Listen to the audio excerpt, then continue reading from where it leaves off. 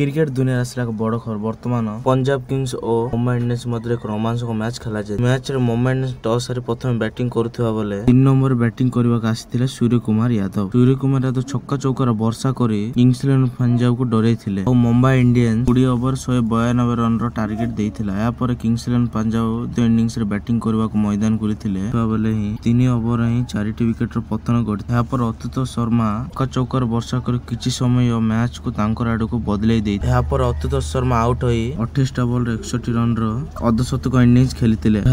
Mumbai Indians bowlers माने 18तम over 19तम over whisper को bowling कर किंग्स इलेवन पंजाब को हरैबार प्रमुख भूमिका ग्रहण करते। मोर चैनल पसंद रहते लाइक दियो।